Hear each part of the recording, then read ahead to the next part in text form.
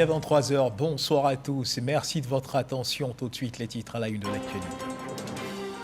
Le vice-président de la République, Tiemoko Melie-Kone, a reçu en audience ce vendredi une délégation de l'Union des conseils économiques et sociaux africains conduite par son président Ahmed Reda Chami, président du Conseil économique, social et environnemental du Maroc. Le point de cette audience en début de journal.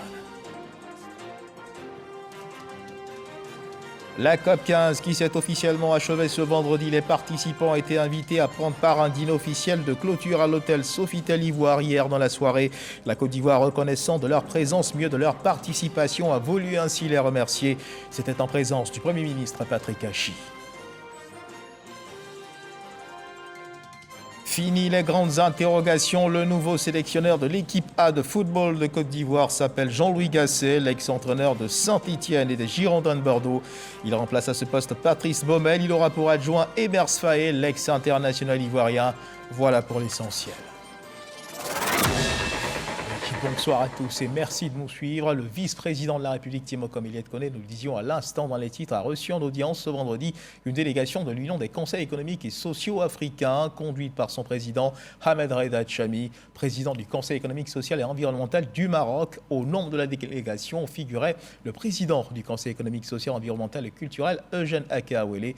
Et cette rencontre avec le vice-président s'inscrit dans le cadre de la tenue d'un atelier international à Abidjan portant sur le changement climatique. Jérôme Kofi Abola. Ils sont tous des présidents de conseils économiques et sociaux dans leurs pays respectifs à être devant le vice-président de la République, Tiemoko Melie-Kone, ce vendredi.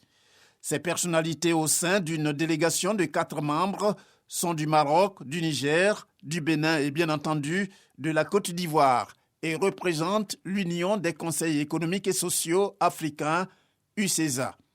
C'est dans le cadre d'un atelier international à Abidjan sur le dérèglement climatique qu'elles ont été reçues par le vice-président ivoirien. On était très heureux d'être reçus par monsieur le vice-président et nous étions là en tant que UCESA, donc l'Union des conseils économiques et sociaux et organisations similaires d'Afrique. Nous sommes aujourd'hui à Abidjan parce qu'il y a un atelier sur le changement climatique extrêmement important. Ce qui est bien, c'est parce que ça se déroule concomitamment avec la COP15. Nous avons conduit une étude dans plus de 16 pays africains, une étude de perception des changements climatiques vus par les citoyens africains.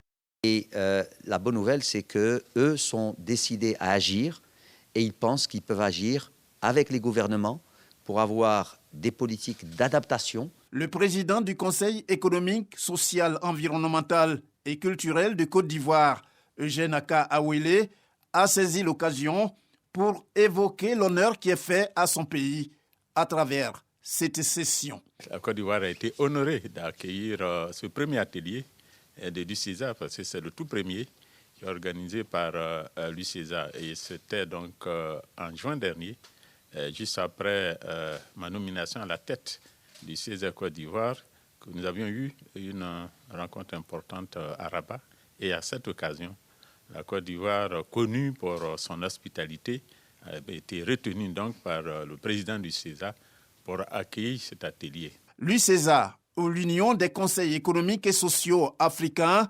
regroupe environ 20 pays sur le continent. Clap de fin pour la COP15 ce vendredi, on en parle dans un instant.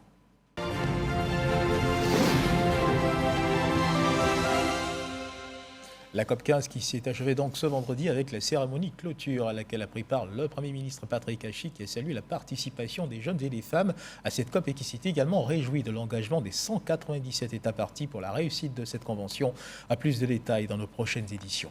Des remerciements donc adressés aux participants de cette COP15 matérialisée hier jeudi dans la soirée par un dîner officiel de clôture à l'hôtel Sofitel Ivoire.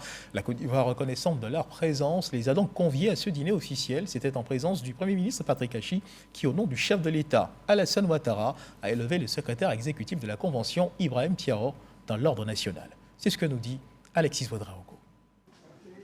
Un toast pour célébrer l'excellence des travaux tenus à Abidjan à la faveur de la COP15. Jeudi soir, au Sofitel d'Abidjan, la Côte d'Ivoire dit sa reconnaissance à la faveur du dîner de clôture offert à la COP. La lutte contre la désertification et la sécheresse est une question de survie de l'humanité. et encore plus pour les pays en développement où les techniques culturelles restent traditionnelles et extensives. L'initiative d'Abidjan, adoptée dans ce sens, permettra à terme la restauration et la préservation des forêts en vue de soutenir la politique de développement agricole et durable de notre pays afin qu'elle soit plus résiliente. L'occasion pour le Premier ministre Patrick Achi de réitérer les vives félicitations du président Alassane Ouattara au secrétaire exécutif de la Convention, Ibrahim Thiaw, distingué dans l'ordre national. Au nom du président de la République, son Excellence M. Alassane Ouattara, et en vertu des pouvoirs qui nous sont conférés, nous vous faisons commandeur de l'Ordre national de Côte d'Ivoire. Monsieur le Premier ministre, je voudrais adresser mes remerciements et mon infinie reconnaissance à son Excellence, Monsieur le Président de la République, Monsieur Alassane Ouattara, pour ce grand honneur d'avoir accepté sans hésiter d'être l'hôte de cette COP 15 et d'avoir fait de cette COP une étape inoubliable qui sera gravée dans les annales de la diplomatie environnementale internationale. La COP 15 referme ses portes ce 20 mai. Plus de 197 pays auront pris part à ces travaux relatifs à la lutte contre la désertification et la sécheresse. Et au regard des enjeux portés par cette COP 15, quelle pourrait être l'implication des conseillers économiques africains? En voici là avec Sidonie Davila. Les conseillers économiques se mettent en première ligne dans la lutte contre les changements climatiques. Les experts de l'Union des conseils économiques, sociaux et institutions similaires d'Afrique, UCESA, mènent d'intenses réflexions. En se rendant disponible pour accueillir cet atelier international, l'Assemblée consultative ivoirienne n'a fait en réalité que mettre en œuvre une instruction particulière du président de la République, instruction relative à la place que doivent prendre et le rôle que doivent jouer les institutions de la République de Côte d'Ivoire dans les organisations internationales auxquelles elles appartiennent, notamment les organisations africaines. Relever les défis liés à ces changements est une ambition qui appelle des efforts d'envergure ainsi qu'une attention soutenue de la part de l'ensemble des acteurs étatiques et internationaux du secteur privé et de la société civile. L'UCESA espère trouver des solutions innovantes et durables pour le bien-être des populations africaines lors de cette assise coprésidée par Eugène Aka Awele, président du Conseil économique, social, environnemental et culturel, ainsi que celui du Maroc, Ahmed Reda Chami, également président de la fêtière des chambres consultatives UCESA. Dans notre union, cet engagement se traduit par, d'abord, une amélioration des connaissances sur le changement climatique en intégrant les perceptions et les besoins des citoyens africains. Il se traduit aussi par la mise en place de partenariats stratégiques à la fois avec le monde académique et des institutions régionales et internationales en charge de la question climatique. Cette rencontre de haut niveau se tient dans le cadre de la COP 15 sur les bords de la lagune Ébrié. Un rendez-vous important pour la Côte d'Ivoire, rappelle l'émissaire du gouvernement. Nos États ont besoin de lumière, des expertises, des réflexions qui contribueront à avoir une meilleure visibilité des mécanismes à mettre en place en vue de relever le défi qui se présente à nous. En ce qui concerne la Côte d'Ivoire, le président de la République, son Excellence Alassane Ouattara, a engagé notre pays dans une politique vigoureuse pour atténuer les effets du dérèglement climatique afin de pérenniser son modèle de développement et préserver les générations futures des désastres économiques et sociaux. Mamadou Touré salue cette initiative de l'UCESA. Créée en 1994, cette fêtière regroupe les conseils économiques et sociaux d'Afrique. Le dossier VDC de cette édition nous conduit dans le nord du pays, à Teini-Toubour, dans le Bounkiani. La cohabitation entre éleveurs et agriculteurs semble impossible. La raison de cette difficile cohabitation, les conflits qui éclatent entre éleveurs et agriculteurs dans cette zone du pays. Les dégâts causés par les bœufs sur les cultures constituent la source de ces conflits qui aboutissent dans bien des cas, et cela malheureusement, à des pertes en vies humaines. À quelle solution pour une paix durable dans ces contrées? Comment concilier l'agriculture et l'élevage dans le même environnement? Un dossier signé Ami Sissoko.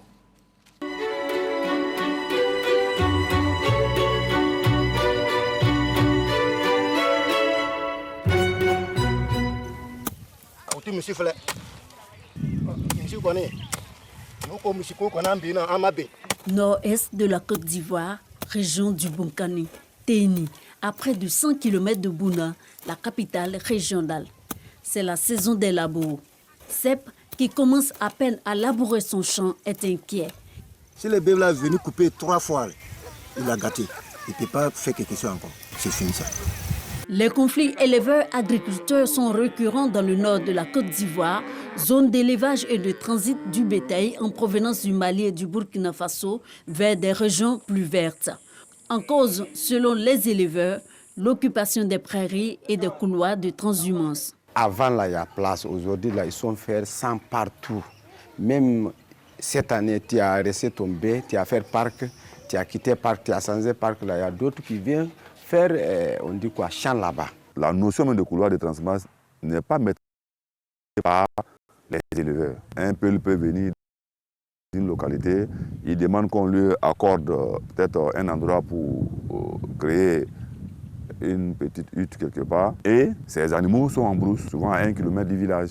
Ils paient les droits pour nourrir les animaux en question. Parce que bon, on prive quand même, il faudrait qu'on le dise, hein, les paysans de leur terre.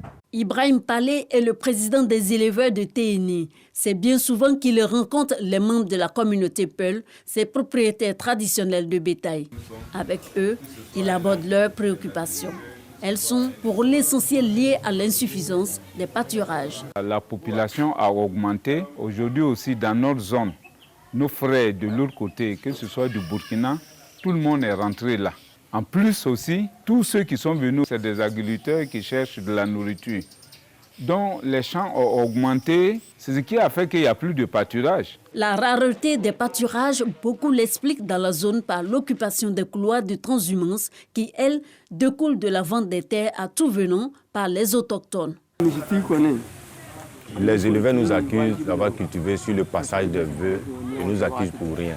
Depuis que je suis ici, on ne m'a jamais montré un lieu où les bœufs doivent passer pour aller boire de l'eau au barrage. Si ce n'est pas que derrière le village. Accusés de vendre les terres, sans tenir compte des couloirs de transhumance, les populations villageoises s'en défendent. Ici, à Toubor, le chef de terre nie cette accusation. Chez nous ici, on ne vend pas de parcelles. Celui qui vient travailler, on lui donne du travail. Il ne doit pas s'aimer en accord dedans. Pourquoi? S'il s'aime en accord dedans, ça va envoyer conflit un jour. Si tu veux récupérer, il ne va pas vouloir. Une autre source de conflit entre éleveurs et agriculteurs, l'accès à l'eau. À la recherche donc de ce précieux liquide qui doit être de bonne qualité pour éviter de rendre le troupeau malade, il arrive aux bouviers de parcourir de longues distances. Cette traversée est souvent émaillée de conflits, souvent suscités par la destruction des champs par le bétail. Ici, là, ce n'est pas les routes, c'est nos champs. C'est encore le bas-fond. Actuellement, il n'y a pas de l'eau, il n'y a rien. C'est sec, souka en bas là-bas. Mais le bœuf, là, toujours, il passe là. À la diminution du foncier rural se greffe le changement climatique. Le nord de la Côte d'Ivoire, une zone chaude, connaît en effet la sécheresse, visible avec l'assèchement de plusieurs cours d'eau. À Toubor, ce barrage dont la surface rétrécie est le seul où les troupeaux s'abreuvent. Ils ont fait ce barrage, je pense que vers 80. C'était un petit barrage, mais avec le nombre d'effectifs, les gars qui sont là aujourd'hui, peut t'arriver ça. Quand tu vas là-bas, ce n'est pas les bœufs seulement qui boivent. À certains moments, même les parents, même nous-mêmes, on boit, parce qu'on a problème d'eau. Mais on ne parle plus à faire d'eau, puisque le château, ils sont en train de faire. Si Dieu le veut, ça va aller. C'est le changement de climat qui a envoyé tout ça. Sinon, à l'époque, quand on avait ces rivières-là, on avait ces fleuves-là qui ne séchaient pas, il n'y avait pas tous ces conflits. Maintenir un climat de paix dans cette zone est une préoccupation permanente.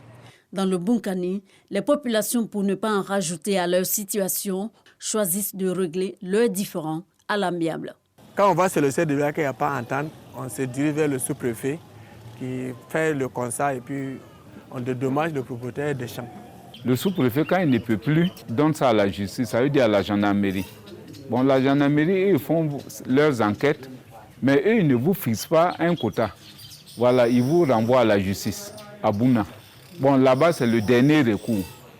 Arrivé là-bas, c'est qu'on vous a donné comme amende, c'est obligé que vous payez. Le député de la circonscription des Téni, Toubor et Gogo, Omar Ouattara, à quelques solutions. Les éleveurs, s'ils sont sédentarisés, forcément, ils sont des voisins, ils sont devenus maintenant des personnes qui vivent dans les mêmes surfaces. Donc, des solutions seront trouvées. Il y a aussi le fait qu'il y a des zones de pâturage qui sont en train d'être déterminées.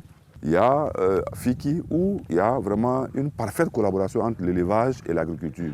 En matière de résolution des conflits éleveurs-agriculteurs, le village de Fiki, à 10 km de Téhéni, est un bel exemple.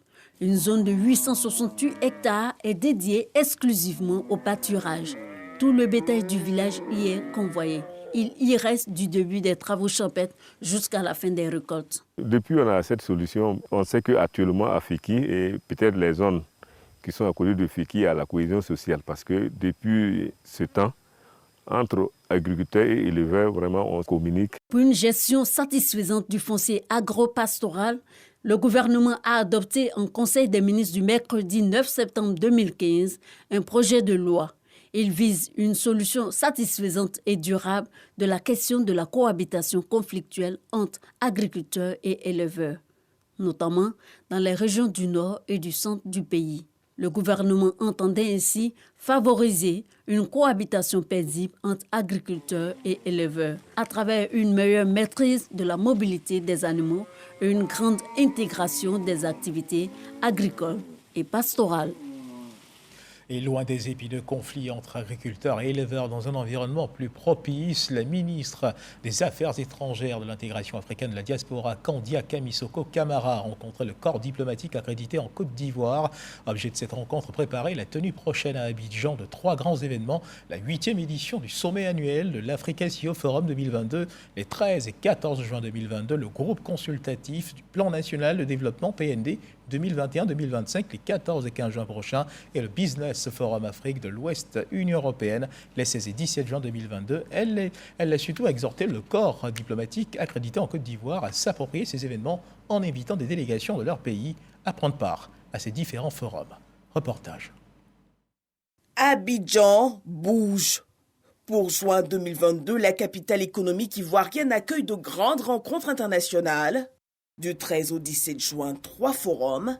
La 8e édition du sommet annuel de l'Africa CEO Forum 2022, les 13 et 14 juin. Le groupe consultatif du Plan national de développement PND 2021-2025, le 15 juin. Et le Business Forum Afrique de l'Ouest Union européenne, les 16 et 17 juin. Pour une participation optimale des pays, une rencontre a eu lieu ce jeudi entre corps diplomatiques, représentants des organisations internationales et ministères d'État, ministère des Affaires étrangères. Le Business Forum va permettre aux entreprises d'avoir un certain nombre d'informations sur, le potentiel de développement de la région, sur les secteurs les plus prometteurs et sur aussi des secteurs sur lesquels l'Union européenne a une très forte compétence et qui sont des secteurs qui vont émerger dans nos pays. L'Africa Forum revient en force cette année à Abidjan pour être cette plateforme de haut niveau pour les États africains, pour les entreprises africaines, pour les multinationales, pour les partenaires bilatéraux, pour les principales institutions financières qui sont actives sur le continent africain. La Côte d'Ivoire a élaboré le 3e plan national de développement 2021-2025, bien entendu en cohérence avec l'étude nationale prospective Côte d'Ivoire 2040 et le plan stratégique Côte d'Ivoire 2030. Le besoin de financement qui se dégage donc de ce cadrage est de l'ordre de 9 400 milliards, environ 17 milliards de dollars. D'où l'importance pour nous d'organiser le groupe consultatif. La ministre d'État exhorte les ambassadeurs à inviter gouvernements et secteurs privés de leur pays à prendre part à ces événements. Ces rencontres seront l'occasion pour les opérateurs économiques et les milieux d'affaires venus du monde entier d'explorer les possibilités de réaliser des partenariats gagnant-gagnant.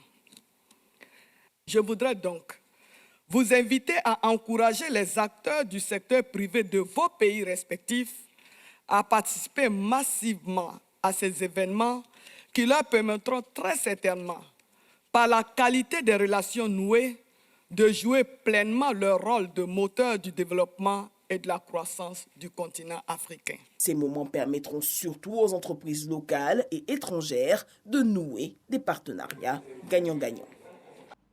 Un reportage signé Laure Goretti, Alexis Ouedraogo, l'ambassadeur de la Côte d'Ivoire en Arabie Saoudite, mais également près le sultanat d'Oman, et allait présenter récemment ses lettres de créance au sultan d'Oman. Les détails de cette audience à Mascate avec Éric Goré. Le palais royal à Mascate, capitale du sultanat d'Oman. L'ambassadeur de Côte d'Ivoire reçu par le sultan Aithman bin Tariq pour la présentation de ses lettres de créance. L'ambassadeur Coulibaly Drissa, présent sur le sol omanais, avec pour mission de consolider les relations de coopération et d'amitié qui lient la Côte d'Ivoire au sultanat d'Oman. Au cours de cette audience, Coulibaly Drissa a exprimé les chaleureuses salutations et les vives félicitations du président Ouattara au sultan pour les perspectives heureuses quant au développement d'Oman. Rappelons que Coulibaly Drissa est d'abord ambassadeur du Royaume d'Arabie Saoudite avec résidence à Riyad. Et sa circonscription diplomatique comprend l'État du Koweït, du Bahreïn et le sultanat d'Oman. À toute autre chose à présent, un manuel portant sur les institutions de la République de Côte d'Ivoire est désormais disponible, dénommé Architecture institutionnelle de la Troisième République de Côte d'Ivoire. Il a été présenté officiellement en septembre dernier, mais ce vendredi, il a été présenté et distribué aux professionnels des médias et aux blogueurs. L'ouvrage comporte la liste des institutions, leurs missions, adresses et positions géographiques, ouvrage mis à disposition par le ministère auprès du président de la République en charge des relations avec les institutions de la République. Laure Goretti, Sidonie Davila. Le ministère auprès du président de la République en charge des relations avec les institutions de la République met à disposition un ouvrage sur les institutions de la République dénommé Architecture institutionnelle de la Troisième République de la Côte d'Ivoire. Ce manuel comporte la liste des institutions, leurs missions, adresses et positions géographiques. L'ouvrage a été présenté et distribué aux professionnels des médias et aux blogueurs. Que serait un citoyen qui ne connaît pas son État? Les institutions de la République, ce sont les valeurs de l'État. Il est important d'en faire une communication. Et non seulement une communication, mais de construire l'Ivoirien nouveau à partir des institutions de la République. Cet ouvrage est un outil utile qui facilite la compréhension du cercle de la gouvernance politique et l'actualité des institutions. Selon Issoufou Coulibaly, représentant du ministre chargé des relations avec les institutions, Gilbert Kafana Koné. La formation et l'information doivent être continues, puisque les institutions s'adaptent. En 2016, nous avons la Troisième République avec les nouvelles institutions qui sont créées. Il est important que ces nouvelles institutions qui sont venues compléter l'armature institutionnelle de la République de Côte d'Ivoire soit connue du grand public. Voilà pourquoi ce manuel a été fait. Et les personnes les mieux outillées, les mieux adaptées, les personnes les plus idoines pour le faire, ce sont les médias. Ce manuel gratuit de 215 pages a été présenté officiellement en septembre dernier. Un programme de présentation et de distribution a été établi aux groupes socio-professionnels, institutionnels et des structures de jeunesse. À suivre à présent l'évolution de la Covid-19 en Côte d'Ivoire.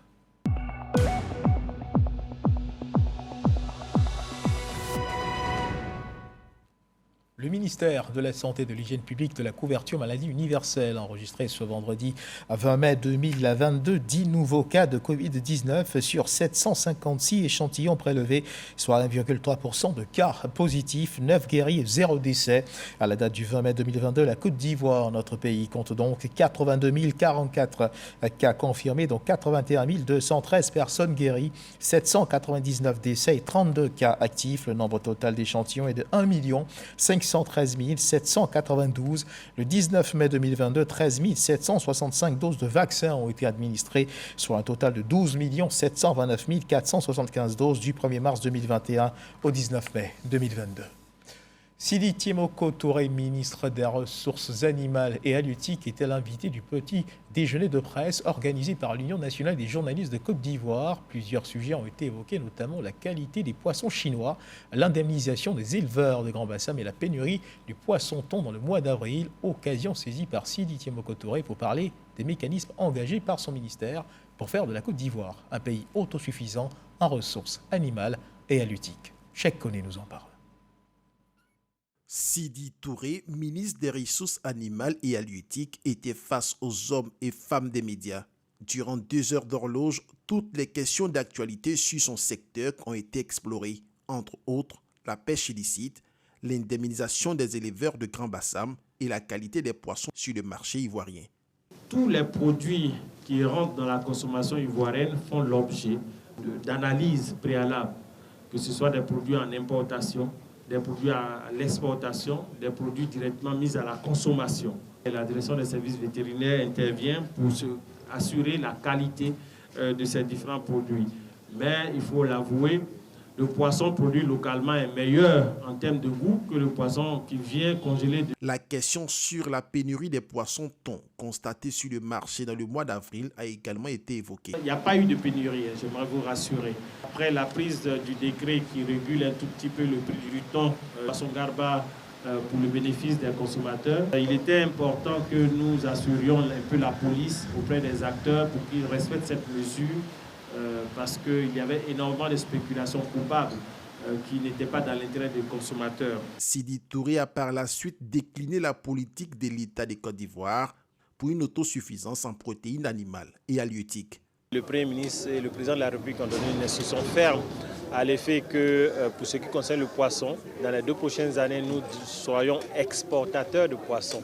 Et ceci est possible. Pour ce qui concerne les productions animales, nous avons engagé une forte initiative avec nos partenaires brésiliens à l'effet de nous aider et partager les expériences. Ce petit déjeuner de presse est une initiative de l'Union nationale des journalistes de Côte d'Ivoire. Notre rôle, c'est cela, amener les premiers acteurs, c'est-à-dire les membres du gouvernement. Ça peut être le Premier ministre, ça peut être une personnalité de haute distinction qui exerce, si vous voulez, dans un secteur bien donné de la société, d'intérêt national, pour venir expliquer et donner la bonne et vraie information aux journalistes. L'autosuffisance en protéines animales et halieutiques face au défi de l'employabilité de la jeunesse est le thème sur lequel s'est articulé ce petit déjeuner de presse. Faisons à présent un tour à la 12e édition du Salon international du livre d'Abidjan, le SILA, qui se tient depuis le 17 mai dernier. Ce salon accueille des milliers de visiteurs par jour. On y retrouve toutes sortes de livres. Lecteurs et auteurs échangent autour de leur passion pour le livre. Cette année, c'est le Sénégal qui est le pays à l'honneur. Khalil Diomandé, Didier Nguessan. Enfants, adolescents et adultes, tous venus à la découverte du Salon international du livre d'Abidjan, SILA. Une diversité d'ouvrages, des écrivains de renom qui plongent les visiteurs dans l'univers de la littérature. J'aime beaucoup Onsata Ouattara, j'aime énormément ce qu'elle fait. Venir au SILA et puis la voir comme ça, vraiment il y a l'émotion. Ça me fait plaisir de retrouver Mawa Bakayoko. J'aime lu ses œuvres, c'est chic, ça enrichit notre vocabulaire. Les œuvres littéraires de Camara Nangala ont bercé pratiquement mon enfance et aujourd'hui c'est vraiment un plaisir de le rencontrer. C'est le lectorat qui fait l'écrivain.